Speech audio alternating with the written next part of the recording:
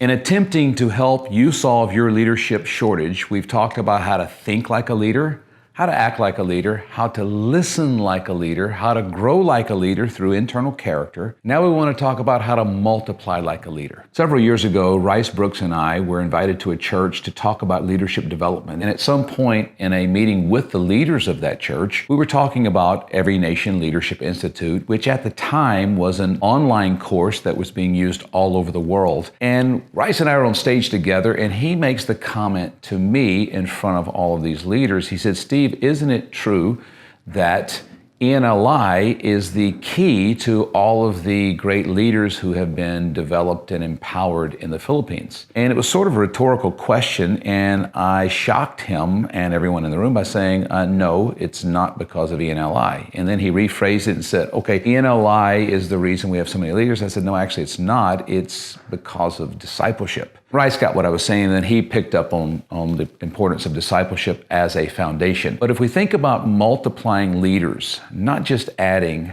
but how do we multiply leaders and not just keep up with the growth, but how do we get ahead of growth and have more leaders than we need? I was on the phone with a pastor recently whose church is growing rapidly, and we were wrestling with this idea. If you want to multiply leaders and you want to multiply like a leader, the first thing you do as a leader is learn how to identify potential leaders. Not find leaders, but potential leaders. And I think sometimes we're looking for leaders and there's a shortage. But you know what? There's never a shortage of potential leaders. The potential opportunities, the potential gifting, the potential skill, the potential burden and compassion someone has, that is an opportunity to develop that person in an area of leadership. Once we've identified, the next idea in multiplying leaders is the idea of instruction. You can identify leaders, and then you have to start teaching and training them in certain areas of leadership. So it's identification, instruction, and then comes this idea of impartation.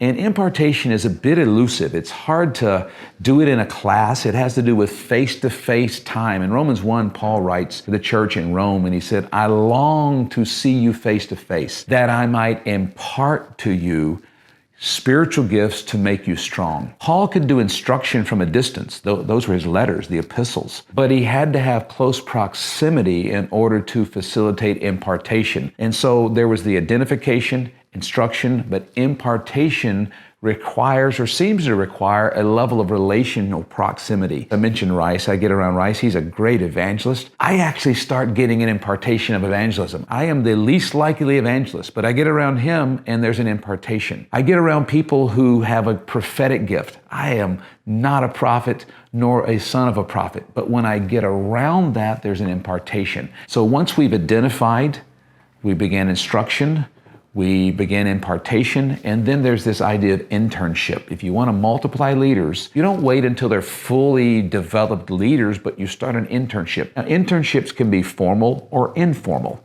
Most of the internships I've benefited from were informal. They weren't even called internships. What it meant was I was doing on-the-job development, on-the-job training. And so I typically have people in my orbit who are unofficial interns. They don't even know they are. Others, they are actually in a sort of a formalized official internship position. And many leaders develop formal internships, but I think it's valid and important to have both formal and informal. So we want to multiply leaders. It doesn't happen organically. It happens intentionally. And it also happens institutionally, that we set up systems and we set up structures. And you know, every system, every structure can either accelerate leadership development or can slow it down. So we want to make sure our systems and our structures and our process and our tools are multiplication tools and systems and processes, not barriers, not something that slows the process down, but something that accelerates. And we call these 4 I's. They're like leadership accelerators. They're like leadership multipliers.